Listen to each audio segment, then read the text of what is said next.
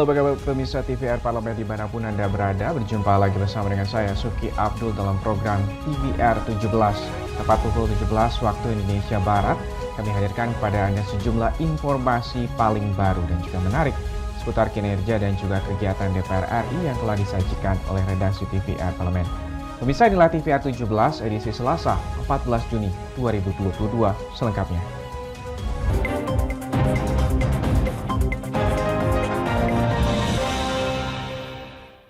Kita awali TVR 17 dari informasi Komisi 4 DPR RI yang meminta Kementerian Lingkungan Hidup dan juga Kehutanan untuk dapat memaksimalkan anggaran tahun 2023 untuk pelestarian hutan. Komisi 4 DPR RI berharap keterbatasan anggaran tidak menghalangi kinerja kementerian dalam menjaga ekosistem hutan. Komisi 4 DPR RI meminta Kementerian Lingkungan Hidup dan Kehutanan dapat memaksimalkan anggaran tahun 2023 untuk pelestarian hutan. Komisi 4 DPR RI berharap keterbatasan anggaran tidak menghalangi kinerja kementerian dalam menjaga ekosistem hutan.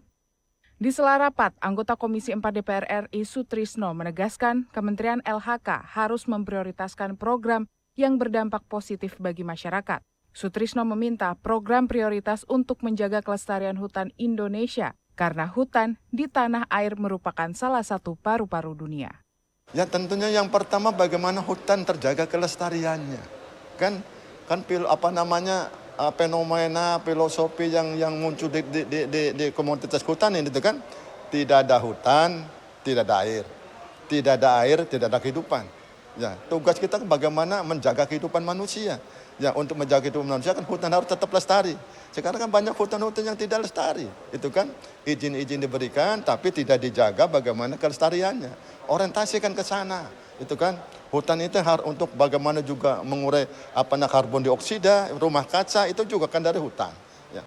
Anggota Komisi 4 Alin Mus juga menambahkan Kementerian LHK harus memprioritaskan anggaran pencegahan kebakaran hutan.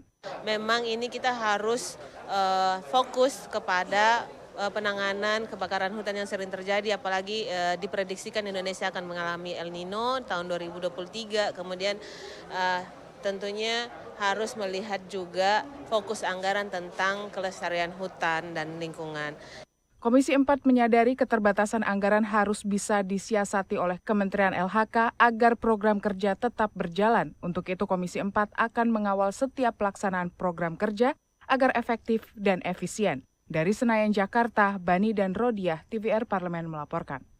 Dari informasi Komisi 4, kita beralih ke Komisi 5 DPR RI yang menindaklanjuti transformasi Program Nasional Pemberdayaan Masyarakat Mandiri Pedesaan atau PNPM MPD menjadi badan usaha milik desa atau BUMDes yang mencakup aset, kelembagaan, personil, dan juga kegiatan usaha.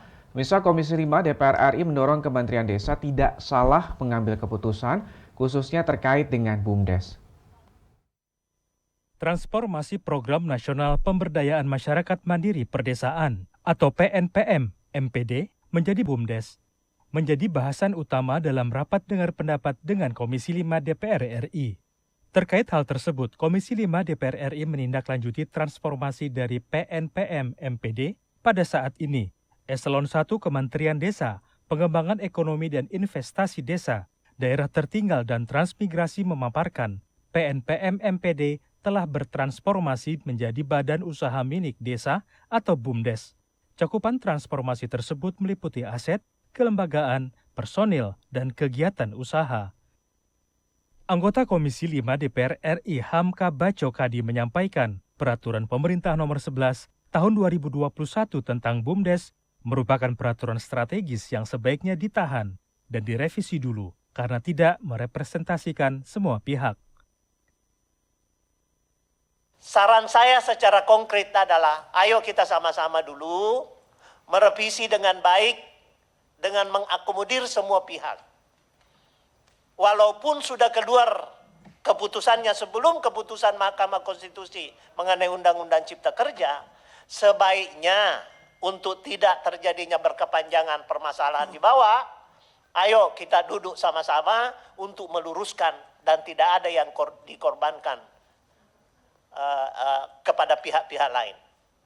Komisi 5 DPR RI mendorong Kementerian Desa pengembangan ekonomi, dan investasi desa daerah tertinggal dan transmigrasi, agar tidak salah mengambil keputusan khususnya terkait BUMDes. Feby dan Teddy, TVR Parlemen melaporkan. Pemirsa, Badan Kerjasama Antar Parlemen DPR RI mendukung pengembangan kerjasama antara Indonesia dengan Inggris dalam mengembangkan energi terbarukan karena transisi energi mendukung terwujudnya tujuan pembangunan berkelanjutan atau SDGs. Badan Kerjasama Antar Parlemen DPR RI mendukung pengembangan kerjasama antara Indonesia dengan Inggris dalam mengembangkan energi terbarukan, karena transisi energi mendukung terwujudnya tujuan pembangunan berkelanjutan atau Sustainable Development Goals atau SDGs. Wakil Ketua BKSAP DPR RI Putu Supatma siang tadi menerima Dubes Inggris untuk Indonesia dan pimpinan Westminster Foundation for Democracy atau WFD. Di Gedung Nusantara 3 DPR RI membahas berbagai persoalan penting yang menjadi fokus dunia. Putu menjelaskan salah satu pembicaraan dalam pertemuan ini adalah potensi kerjasama pengembangan energi baru dan terbarukan atau renewable energy, mengingat EBT adalah energi yang murah dan ramah lingkungan. Di sisi lain, Indonesia memiliki potensi EBT yang berlimpah dan perlu dikembangkan secepatnya. Bisa terwujud dan nantinya Indonesia memang dengan memiliki potensi renewable energy atau source of energy yang begitu besar, baik dari angin, dari matahari, dari arus laut, ya juga geothermal, juga menjadi satu hal yang penting buat Indonesia untuk apa? Bisa mewujudkan segera bagaimana renewable energy ini dan source-nya sudah ada. Tinggal bagaimana kita betul-betul berinvestasi, menginvestasikan dan bekerja sama ke depan untuk bagaimana Indonesia ini agak lebih banyak lagi. Di Inggris tadi disampaikan dari 5% sekarang sudah 50% menggunakan wind energy. Nah tentu ini menjadi satu semangat baru buat kita untuk menuju ke sana. Putu Supatma menambahkan pembicaraan dalam pertemuan ini bisa menjadi masukan bagi DPR RI yang sedang menyusun rancangan Undang-Undang EBT bersama pemerintah. Pengembangan EBT sudah selayaknya didukung mengingat ketersediaan energi fosil yang semakin berkurang. Selain itu, renewable energy mendukung green economy yang mulai disuarakan di kalangan internasional.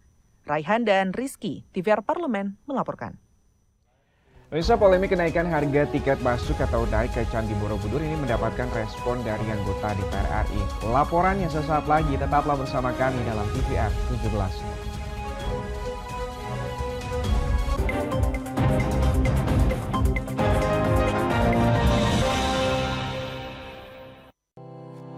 Tugas dan fungsi DPR RI sangat penting bagi negeri ini sebagai pengemban amanat rakyat. Namun tidak banyak yang tahu apa saja fungsi dan tugas dari DPR. DPR mempunyai 3 fungsi pokok, yaitu legislasi, anggaran, dan pengawasan. Ketiga fungsi tersebut harus dilaksanakan dalam kerangka fungsi representasi yang mengedepankan kepentingan rakyat berdasarkan aspirasi masyarakat dan untuk kesejahteraan rakyat. Dari fungsi legislasi, DPR RI mempunyai tugas dan wewenang untuk menyusun dan menetapkan program legislasi nasional bersama dengan pemerintah, menyusun dan membahas rancangan undang-undang, menerima rancangan undang-undang dari DPD, membahas rancangan undang-undang yang diusulkan oleh Presiden ataupun DPD, menetapkan undang-undang bersama dengan Presiden, menyetujui atau tidak menyetujui peraturan pemerintah pengganti undang-undang yang diajukan Presiden untuk ditetapkan menjadi undang-undang. Sementara, fungsi anggaran membahas dan memberikan persetujuan atau tidak memberikan persetujuan terhadap rancangan undang-undang tentang APBN yang diajukan Presiden, memperhatikan pertimbangan DPD atas rancangan undang-undang tentang APBN dan rancangan undang-undang terkait pajak, pendidikan, dan agama, menindaklanjuti hasil pemeriksaan atas pengelolaan dan tanggung jawab keuangan negara yang disampaikan oleh BPK, memberikan persetujuan terhadap pemindah tanganan aset negara maupun terhadap perjanjian yang berdampak luas bagi kehidupan rakyat yang terkait dengan beban keuangan negara. Dan fungsi pengawasan, melakukan pengawasan terhadap pelaksanaan undang-undang, APBN, dan kebijakan pemerintah, membahas dan menindaklanjuti hasil pengawasan yang disampaikan oleh DPD terkait pelaksanaan undang-undang mengenai otonomi daerah, pembentukan, pemekaran, dan penggabungan daerah, pengelolaan sumber daya alam dan sumber daya ekonomi lainnya, pelaksanaan APBN, pajak, pendidikan, dan agama. Terima kasih. Video ini dipersembahkan oleh TV dan Radio Parlemen, Biro Pemerintahan Parlemen, Sekretariat Jenderal, dan Badan Keahlian DPR RI.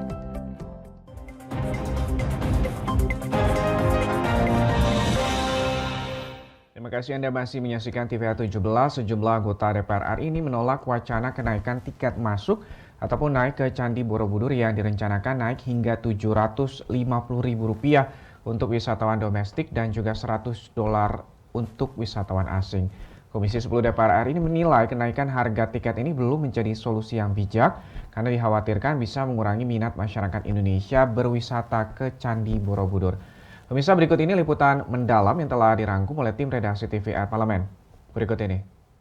Untuk harga tiket masuk kawasan wisata Candi Borobudur yang tidak naik ke bagian atas candi, masih Rp50.000 untuk wisatawan domestik atau Nusantara. Selain harga tiket naik ke bagian atas Candi Borobudur, jumlah pengunjung juga akan dibatasi menjadi 1.200 orang per hari. Dalam rapat kerja dengan Menpora dan Menparekraf di Gedung Nusantara 1 DPR RI Jakarta, Wakil Ketua Komisi 10 DPR RI Abdul Fikri menyatakan, Candi Borobudur sebagai cagar budaya seharusnya tidak hanya dikelola BUMN, melainkan juga melibatkan Pemda dan masyarakat melalui Badan Pengelola Cagar Budaya setempat. Dengan begitu, kelestarian Candi Borobudur bisa tetap terjaga tanpa memberatkan wisatawan, khususnya wisatawan Nusantara. Kegaduhan di Borobudur itu tidak akan terjadi ketika ada tuntutan Undang-Undang 11 2010 tentang cagar budaya, bahwa di situ mestinya melibatkan pemerintah pusat, pemerintah provinsi, pemerintah kabupaten kota, dan masyarakat sekitar, yaitu Badan Pengelola Cagar Budaya. Anggota Komisi 10 DPR RI Sofyantan menilai wacana kenaikan harga tiket naik ke bagian atas Candi Borobudur merupakan bentuk diskriminasi terhadap masyarakat Indonesia dan akan menghambat generasi muda Indonesia mengenal dan melihat langsung salah satu kekayaan sejarah dan budaya Indonesia yang diakui dunia. Tidak lupa bahwa Indonesia punya sejarah yang hebat. Motifnya itu dulu. Ya. Kalau motifnya itu berarti negara harus hadir. Tapi di lain pihak kita berikan satu harga yang tidak mungkin bisa dinikmati orang lain. Anggota Komisi 10 DPR RI Iliza Sa'adudin mengatakan kenaikan harga tiket naik ke bagian atas Candi Borobudur dikhawatirkan bisa mengurangi minat masyarakat Indonesia berwisata ke Candi Borobudur. Pemerintah perlu mencarikan solusi agar wisatawan, khususnya wisatawan Nusantara, tetap bisa melihat kekayaan dunia milik Indonesia. Di sisi lain, pemeliharaan Candi Borobudur tetap berjalan baik. Ya kita nggak mau masyarakat itu kecewa, kita nggak mau orang yang datang dari jauh itu kecewa. Ya dari sekarang itu ya melalui website dan sebagainya, secara regulasi yang harus dipenuhi itu benar-benar harus dipublish dengan cukup baik. Sehingga orang yang berkunjung bisa terlayani, tapi kemudian maintenance terhadap keberadaan Borobudur ini juga tetap terjaga. Jadi solusinya kan jangan sampai kita menyusahkan, memperberat, sehingga orang malas datang. Pada kesempatan berbeda, anggota Komisi 10 DPR RI Samsul Lutfi mengatakan harga tiket ke bagian atas Candi Borobudur sebesar Rp750.000 jauh dari prinsip keadilan sosial. Pemerintah sebaiknya melibatkan berbagai kalangan yang berkaitan dengan pengelolaan Candi Borobudur dalam menetapkan tarif dan langkah pemeliharaan candi. Maka itu kesannya elitis, hanya orang-orang tertentu saja yang bisa berkunjung ke sana. Sementara Borobudur sebagai salah satu keajaiban dunia yang merupakan cagar budaya yang sangat kita banggakan, tentunya wisatawan sangat ingin berkunjung. Menanggapi berbagai pro dan kontra publik maupun DPR RI, Menteri Pariwisata dan Ekonomi Kreatif Sandiaga Uno mengatakan, pemerintah akan mempertimbangkan aspirasi seluruh kalangan sehingga pelestarian Candi Borobudur tidak membebani masyarakat dan tidak mematikan pemulihan pariwisata dan ekraf di sekitar kawasan candi. Apapun kebijakan itu akan menjaga kelestarian Borobudur dan mendukung proses pemulihan ekonomi, tidak membebani masyarakat, dan tentunya akan membawa kesejahteraan kepada masyarakat sekitar Borobudur dan juga kebangkitan dari sektor pariwisata dan ekonomi kreatif. Meski begitu, Komisi 10 DPR RI mendukung rencana pembatasan pengunjung Candi Borobudur, terutama ke bagian atas candi. Misalnya, memberlakukan sistem shift maupun pendaftaran secara online lebih dulu. Pemerintah juga diminta memberikan pelatihan dan pembekalan terhadap para pemandu wisata di Candi Borobudur, sehingga setiap wisatawan menghargai kunjungannya. Tim Liputan TVR Parlemen melaporkan. Ya pemirsa, ini dalam soal menjaga kedaulatan wilayah, negara harus bersikap tegas terlepas dari adanya hubungan bisnis dan juga diplomatik. Peran pemerintah dan TNI amat krusial dalam menjaga negara dari ancaman keamanan. Informasi lengkapnya sesaat lagi, untuk itu tetaplah bersama kami dalam TVR 17.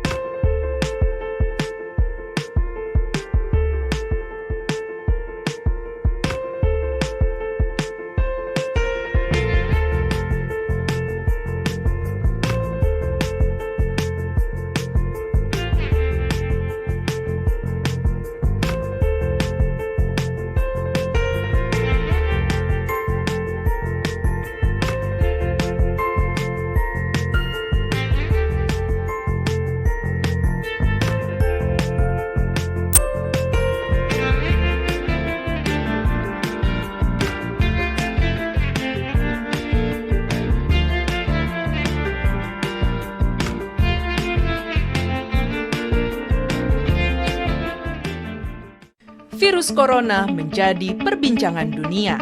Beberapa negara sudah terjangkit. Ribuan orang di Indonesia terkena virus ini.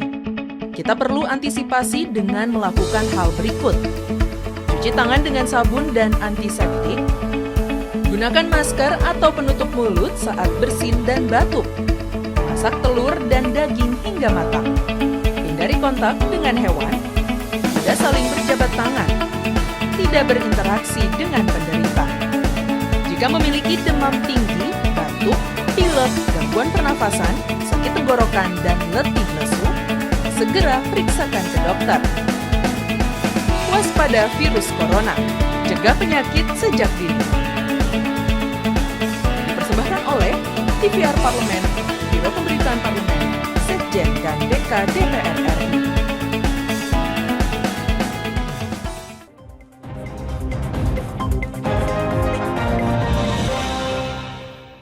Kembali lagi di TVR 17, pemirsa. Tugas melindungi segenap bangsa dan juga seluruh tumpah darah Indonesia tidak bisa ditawar-tawar. Menjadi tugas Menteri Luar Negeri, Bakamla dan juga seluruh jajaran TNI untuk tidak memberikan toleransi sedikit pun bagi kapal asing yang tanpa izin menerobos wilayah kedaulatan NKRI. Untuk lebih lengkapnya pemirsa, berikut laporan dari rekan kami Elisa Purba dengan anggota Komisi 1 DPR RI selengkapnya. Baik, terima kasih. Dan pemirsa, seperti yang kita ketahui pada beberapa waktu belakangan ini, hingga saat ini permasalahan Indonesia terkait Laut Cina Selatan belum juga selesai. Dan saat ini saya sudah bersama dengan salah satu anggota Komisi 1 DPR RI, Bapak Dev. Terima kasih atas waktunya, Pak. Dan bisa berbincang sedikit, Pak, terkait dengan permasalahan di Laut Cina Selatan. Bagaimana pengawasan dari Komisi 1, Pak? Ya, permasalahan di Laut Cina Selatan ini sebenarnya cukup rumit karena melibatkan berbagai macam pihak, baik di dalam negeri, situ ada dari Bakamla, dari TNI Angkatan Laut, terus juga dari Bea Cukai, lalu juga dari pihak asing juga ada beberapa negara. Kita melibatkan di sini ada Cina, ada Vietnam, Malaysia juga kadang sering suka terlibat. Nah, akan tapi yang perlu di sini adalah ketegasan dari pemerintah bahwa di sini adalah wilayah-wilayah yang harus kita jaga dan harus ada aktif kapal yang melintas. Apakah itu kapal Bakamla, kapal Angkatan Laut, kapal kepolisian, apapun itu, yang penting itu adalah kapal resmi milik Indonesia berlayar mengawasi patroli, dan juga banyak nelayan kita yang di sana untuk bekerja, sehingga presence kita tuh terlihat dan terasa.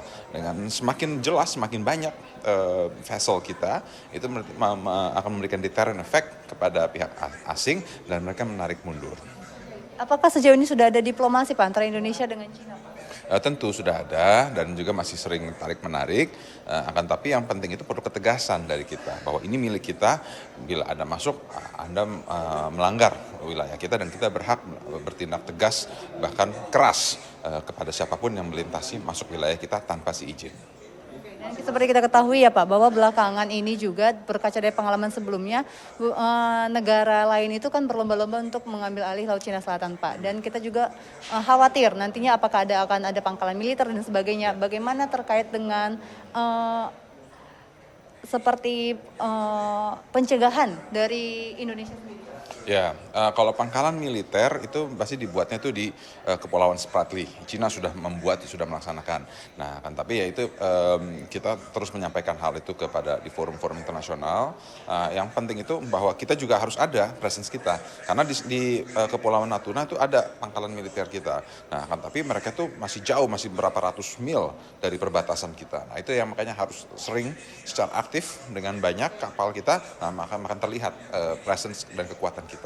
Sedikit lagi Pak, terkait dengan keamanan para warga nelayan yang juga di sana, karena kita lihat bahwa seperti ada konflik Australia dan juga dengan Cina di Laut Cina Selatan, bagaimana Pak? Ya itu sama juga persoalannya, ujung-ujungnya itu sama, harus banyak personel kita, sehingga itu perlu peningkatan lagi anggaran, penambahan kapal, penambahan personel, biaya operasional, sehingga makin banyak dan semakin terasa. Terima kasih Pak. Baik. Dan pemirsa, demikian tadi hasil wawancara kami dengan salah satu anggota Komisi 1 DPR RI, Bapak Devi Karno, dan kita harapkan ke depan permasalahan terkait Laut Cina Selatan bisa segera terselesaikan. Dan kembali ke studio. Saat lagi pemirsa, kami akan hadirkan kepada Anda sorotan media nasional seputar DPR RI usai jeda. Tetaplah di TVR 17.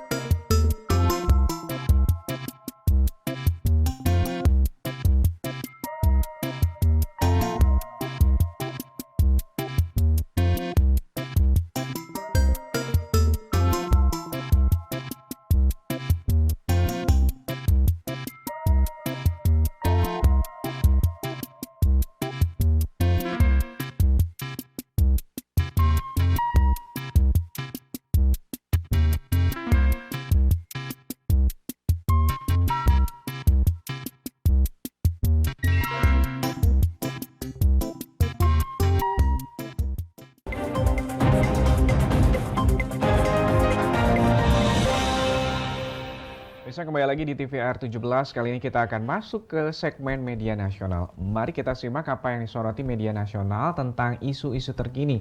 Bersama rekan kami, Anggun Oktarini.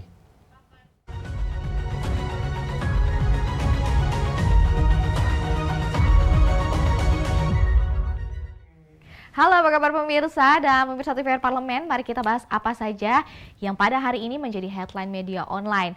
Kali ini mengenai Komisi 2 DPR RI memutuskan 3 nama calon anggota DKPP periode 2022 hingga 2027. Dan ini kita bisa lihat bersama nih bahwa sudah ada beberapa pembahasan dari beberapa media online dan dari Komisi 2 DPR RI memutuskan 3 nama calon anggota Dewan Kehormatan Penyelenggaraan Pemilu atau DKPP periode 2022 hingga dengan 2027 setelah melaksanakan rapat pimpinan bersama kepala kelompok fraksi. Disebutkan Wakil Ketua Komisi 2 DPR RI Junimart Girsang di sini juga menyebutkan ketiga nama tersebut, yaitu 1 Dewa Kadewiyarsa dan juga Muhammad Tio, dilanjut dengan Dewi Ratna. Junimart mengatakan bahwa Komisi 2 DPR RI memiliki pertimbangan sebelum menentukan 3 nama calon ini. Anggota DKPP tersebut seperti integritas dan paham tentang dasar pembentukan DKPP sendiri. Selain itu pemirsa, Komisi 2 DPR RI juga melihat pengetahuan calon anggota DKPP tentang nilai-nilai etika karena lembaga tersebut akan menangani perkara terkait dengan etika dalam perbuatan dan tindakan para penyelenggara pemilu nantinya. Komisi 2 DPR RI di sini juga mempertimbangkan kembali terkait dengan kemampuan dasar calon anggota DKPP untuk mengawasi para penyelenggara pemilu secara objektif. Ya pemirsa, selanjutnya kita akan membahas beberapa headline media online dan salah satunya itu terkait dengan DPR RI perjuangkan cuti ibu hamil selama 6 bulan. Ini marak sekali di media sosial, di media-media online, pembicaraan terkait dengan statement Ibu Puan yang juga ikut mendorong di mana DPR RI menyepakati rancangan Undang-Undang Kesejahteraan Ibu dan Anak atau disebut juga dengan RUU KIA untuk dibahas lebih lanjut menjadi undang-undang.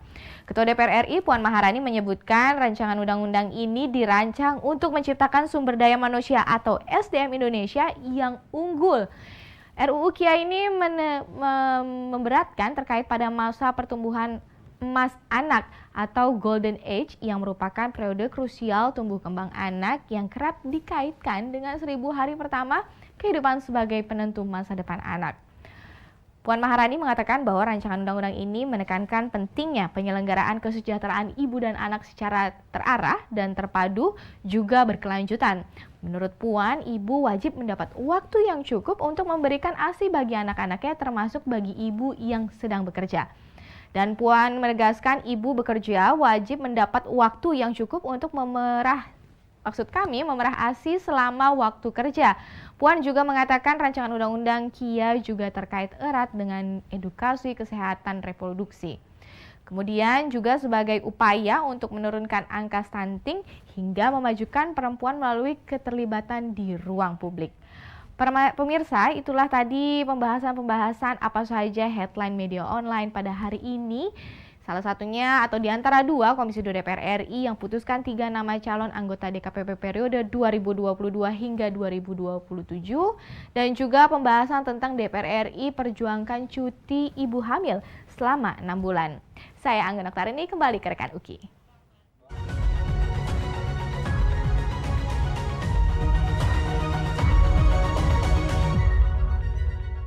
Terima kasih rekan Anggun Noktarini dan juga selamat untuk calon anggota DKPP periode 2022 hingga 2027. Dan bisa terima kasih pemirsa TV Parlemen segmen media tadi sekaligus menutup program TVR 17 edisi sore hari ini. Jangan lupa kembali kami ingatkan virus COVID-19 masih ada di sekitar kita. Untuk itu terus taati protokol kesehatan dimanapun Anda berada. Saya Subki Abdul beserta seluruh kru TVR Parlemen yang bertugas pamit undur diri. Terima kasih. Wassalam.